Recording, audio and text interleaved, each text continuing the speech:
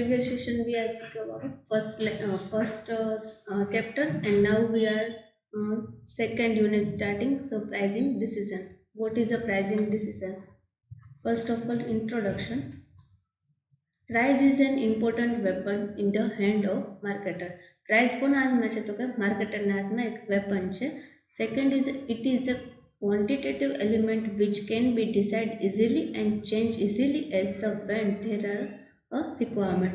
ક્યારે price decision ક્યારે change કરવામાં આવે છે તો કે જ્યારે પણ આપણે એવી ક્વોન્ટિટેટિવ રિક્વાયરમેન્ટ હોય કે ડિસાઇડ ઇઝીલી આપણે કરી શકીએ. પ્રાઇસ માર્કેટમાં કઈ પ્રોડક્ટની કઈ પ્રાઇસ છે એ આપણે ઇઝીલી ડિસાઇડ કરી શકીએ, કારણ કે કોઈ પણ પ્રોડક્ટ છે એ 50 કે 60 રૂપિયામાં વેચાતી હોય, આપણે એને 80 રૂપિયા કરીને સેલ કરીએ તો એ વસ્તુ ચાલે ને. એટલે પ્રાઇસ ડિસિઝન આપણે કેવું હતું કે માર્કેટરની સાથે રહીને આપણે પ્રાઇસ ડિસિઝન સ્ટાર્ટ મેકિંગ કરવું પડે કે એ લોકો 50-60માં વેચતા તો આપણે સેમ પ્રાઇસમાં વધીને 1-2 રૂપિયા આપણે ઉપર નીચે કરી શકીએ, જેથી કરીને આપણે પ્રોડક્ટ છે સેલ થાય. And change easily when there are requirement. જ્યારે એની રિક્વાયરમેન્ટ હોય ત્યારે આપણે પ્રોડક્ટના ભાવ આપણે ઊંચા નીચા કરી શકીએ. Price indicates the value of products or service explained in the unit of money. Price શું ઇન્ડિકેટ કરે છે તો કે મનીનું એક્સપ્લેનેશન યુનિટ આપણે ચેન્જીસ કરે છે કે પ્રોડક્ટને સર્વિસ એ એક્સપ્લેન કરે છે અને એની મની કઈ રીતના એના પૈસા આપણે ચૂકવવાના છે એક્સપ્લેન કરે છે. Is when the buyers and sellers agree on the price. તો બાયર અને સેલર એ પ્રાઇસ ઉપર અગ્રી હોય then exchange process between them will take place. તો એ વસ્તુ માટે પ્રાઇસની કંઈ ચેન્જ કરવાની રિક્વાયરમેન્ટ નથી, તો એ વસ્તુનું શું થાય તો સેલિંગ સ્ટાર્ટ થઈ જશે. Therefore, right pricing decision is a very important for the marketers. એટલા માટે જ માર્કેટર માટે શું છે તો કે પ્રાઇસ ડિસિઝન છે એ વેરી ઇમ્પોર્ટન્ટ છે. In the marketer fix low prices. માર્કેટરે પ્રાઇસ છે લો ફિક્સ કર્યા હોય, it will increase sales but there is a less profit margin. એ લોકોએ પ્રાઇસ છે લો ડિસાઇડ કર્યા હોય અને એનું સેલ્સ છે વધારવા માટે તો શું થાય, લેસ પ્રોફિટ માર્જિન ઊભો થાય. આપણને પ્રોફિટ કેવડો મળે તો કે less. Though the sales are high total profit will be low. એટલે ટોટલ જે સેલ્સ છે એનો પ્રોફિટ કેવો થઈ જશે તો કે લો થઈ જશે. એટલે આમાં કહે છે તો ધ સેલ્સ આર હાઈ, જેનાથી સેલ્સ વધશે અને પ્રોફિટ કેવો થશે તો કે ઓછો થઈ જશે. In the marketer fix high prices sales volume will be law.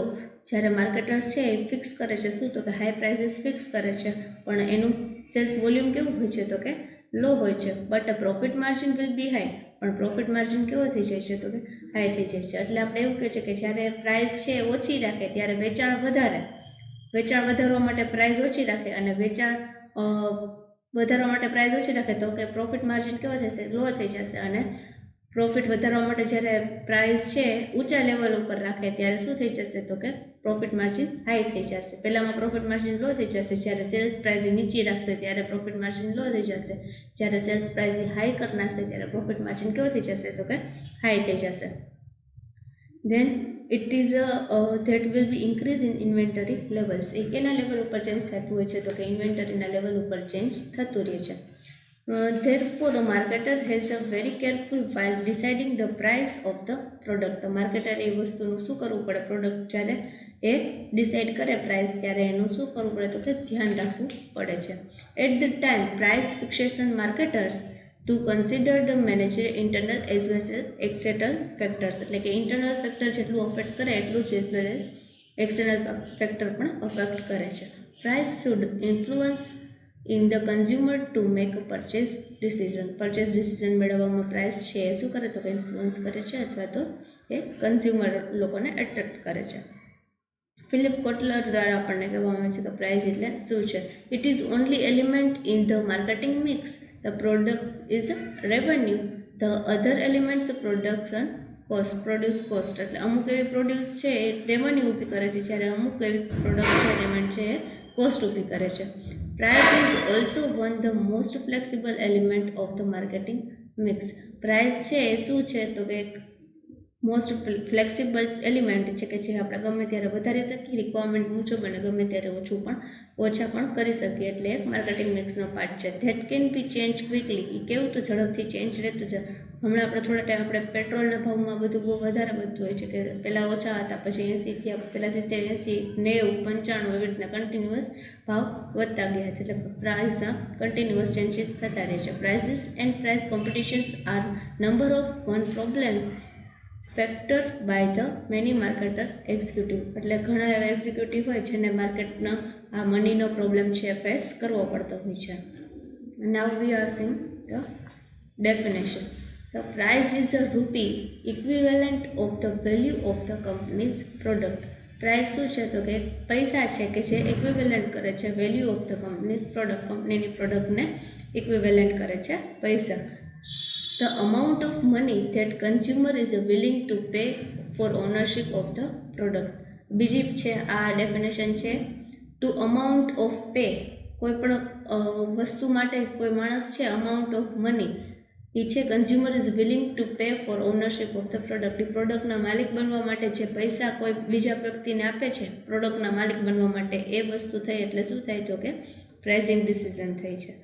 Than we have seen that therefore the marketer has considered the strategic environment the company while deciding the price of the product. Company શું decide કરે છે તો કે price of the પ્રોડક્ટની price decide કરે છે. Is price affect the targeted profit for firm. એટલે એ કંપની માટે શું છે તો કે ટાર્ગેટેડ પ્રોફિટ ક્રિએટ કરે છે. Pricing policy of the firm will decide the market position. Pricing policy શું ડિસાઇડ કરે છે તો કે માર્કેટની પોઝિશન ક્યાં છે. એટલે આપણે એક્ઝામ્પલ આમાં જોઈએ તો કેવું કે માર્કેટની પોઝિશન ક્યાં છે એ પ્રમાણે આપણે માર્કેટમાં કોઈ પણ વસ્તુ નવી પ્રોડક્ટ આપણે લોન્ચ કરીએ, જેમ કે આપણે નવો મોબાઈલ લોન્ચ કરીએ તો બધા મોબાઈલની હારોહાર આપણે એની પ્રાઇસ રાખવી પડે. આપણા મોબાઈલની પ્રાઇસ બહુ વધારે હાઈ હશે કે વધારે લો હશે તો એની ક્વોન્ટિટી આપણે એ પ્રમાણે આપવી પડશે, જે પ્રમાણે પ્રાઇસ હશે. જો આપણે વધારે હાઈ પ્રાઇસ રાખશું તો એની ક્વોન્ટિટી આપણે કેવી આપવી પડશે તો કે વધારે હાઈ પ્રમાણમાં આપવી પડશે. પણ જ્યારે એની ક્વોન્ટિટી લો હશે તો આપણે પ્રાઇસ કેવી ડિસાઇડ કરશું તો કે લો ડિસાઇડ કરશું. જેમ કે pricing decision correlate the marketing strategy with the corporate financial objective of the firm. Marketing strategy આપણે કેવી રીતે ડિસાઇડ કરશું તો કે કોર્પોરેટ ફાઇનાન્શિયલ ફર્મ જે રીતના ડિસાઇડ કરે કે પ્રોડક્શન મેનેજર, ફાઇનાન્શિયલ મેનેજર, એમ જે કંપનીમાં અલગ અલગ મેનેજર હોય તો એ ફાઇનાન્શિયલ મેનેજર ડિસાઇડ કરે કે આ પ્રોડક્ટની પ્રાઇસ આપણે કેટલી રાખશું કે જેનાથી આપણને બેનિફિટ થાય. આપણો રો મટીરિયલનો ખર્ચ છે કે જે કાચા માલનો એ બધાનો ખર્ચ હતો કે પછી ટ્રાન્સપોર્ટેશનનો ખર્ચ છે, એ બધો ખર્ચ આપણે કવર કરી લઈએ એ રીતના આપણે પ્રોડક્ટની પ્રાઇસ રાખશું. આપણને જે પડતર કિંમત મળતી હોય એના કરતાં અમુક % પ્લસ કરીને કે અમુક % કમિશન લઈને આપણે એ પ્રોડક્ટને કોના સુધી તો કે બાયર સુધી પહોંચાડશું. Therefore, the marketer must be very conscious, alert and efficient while deciding the price of the product. એટલા માટે જ તો કોઈ પ્રોડક્ટની પ્રાઇસ ડિસાઇડ કરતું હોય માર્કેટર ત્યારે તો કે વેરી કન્ટિન્યુઅસ, એલર્ટ અને એફિશિયન્ટ એવી રીતના રહીને એ લોકો નવી પ્રોડક્ટની પ્રાઇસ ડિસાઇડ કરે છે. This chapter covers the related the concept of price and the pricing objectives. એ બધું કોના ચેપ્ટર છે ને આખું કવર કરે છે શેના પર તો કે pricing objectives, significance, methods and factors affecting the pricing decision. હવે આ બધું શું કરે છે તો કે માર્કેટને અફેક્ટ કરે છે. Then the objective of the pricing. So what is the objective of the pricing? Every marketer required to adopt a specific pricing policy which is be suitable to the product. બધા એને marketing સ્ટ્રેટેજીની જરૂર હોય જ છે કે જે એને પ્રોડક્ટને સૂટ કરતી હોય. The objective of the organization and the marketing goals provide a base for a pricing objective. Pricing objective may vary from firm to firm. એટલે પ્રાઇસિંગ ઓબ્જેક્ટિવ કેવી રીતે ચેન્જીસ થતા રહે તો કે ફોર્મ ટુ ફોર્મ, પેઢી ટુ પેઢી એ લોકો એ માર્કેટિંગ સ્ટ્રેટેજી છે એ પ્રાઇસિંગ ઓબ્જેક્ટિવ ચેન્જ થતા રહે છે. કારણ કે એક કોઈ પેઢી હોય બે પ્રોડક્ટ બનાવતી હોય અને બીજી પેઢી છે એ પણ એ જ પ્રોડક્ટ બનાવતી હોય તો બે પેઢીના પ્રાઇસ છે કેવું હોય તો કે અલગ અલગ હોય છે. એટલે એમ કહેવામાં આવે છે કે પેઢી ટુ પેઢી પ્રાઇસ છે એ ચેન્જ થતી હોય છે. તો main pricing objectives are the maximum profit. એટલે એ લોકોનો મેઇન ઓબ્જેક્ટિવ શું હોય છે? તો કે મેક્સિમમ પ્રોફિટ કરવાનું હોય છે. Then the face changing market કન્ડિશનને ફેસ કરવાનું હોય છે. Stabilise the price and profit margin. Price અને પ્રોફિટ માર્જિનને શું કરવાનું? તો કે સ્ટેબલ રાખવાનું હોય છે. Then the to face competitive ફોર્સીસને શું કરવાનું? તો કે ફેસ કરવાની, પાછળ ભાગી નહીં જવાનું અને કોમ્પિટિટિવને ફેસ કરવાનું. Then to cover maximum market share maximum વધારે રીતે કવર કરવાનું. Then to promote a long term welfare for the firm, એટલે પ્રમોટ કરવાનું લોંગ ટર્મ ફેર માટે. ધેન રિસોર્સ મોબિલાઇઝેશન રિસર્ચ કરવાનું. And to maintain the image of the firm, જે product છે, જે ફર્મની જે ઇમેજ છે એને શું કરવાનું? તો કે મેન્ટેન રાખવાનું, જાળવી રાખવાનું કામ કરવાનું. And last is a social and ethical consideration, એટલે સોશિયલ અને એથિકલ કન્સિડરેશન આપણે મેન્ટેન રાખવાની. બરાબર. This is a objective of pricing. So આપણે કહેવામાં આવ્યું છે તમે પ્રાઇસિંગના ઓબ્જેક્ટિવ્સ કયા છે? તો કે પ્રાઇસિંગ ઓબ્જેક્ટિવ્સ મેં બધી જગ્યાએ અલગથી અલગ પ્રોડક્ટની જેમ આપણે જોઈએ કે ગ્રોસરી શોપ હોય તો અહીંયા ગ્રોસરી શોપમાં જે કોઈ પણ વસ્તુ મળતી હોય આપણને, એ વસ્તુ આપણે કોઈ એક્ઝામ્પલ લઈએ, ટૂથપેસ્ટ લઈએ. અહીંયા આ ગ્રોસરી શોપમાં આપણને ટૂથપેસ્ટ મળતી હોય 120 રૂપીસની મળતી હોય, 120 રૂપિયાની. જ્યારે બાજુની આપણે ગ્રોસરી શોપ છે કે નજીકમાં, એ ગ્રોસરી શોપમાં આપણને 140 અથવા તો 140ની આપણને મળતી હોય, તો 20 રૂપીસ આપણે વધારે આપીને બાજુની ફોર્મમાં શું કામ? એ જ પ્રોડક્ટ આપણે આ પેઢીએ લઈ શું કામ? તો કે એ હોલસેલર હોય એટલે એને ડાયરેક્ટલી ફાયદો થતો, એટલે એ આપણને 20 રૂપિયા વસ્તુ ઓછી આપે. તો હવે આ પેઢીથી આ પેઢી આપણા સુધીની જે 20 રૂપિયા ઓછા થયા તો આપણે કોની પાસેથી ખરીદવાની? તો કે બટ ઓફિસ છે 120 વાળા પાસેથી.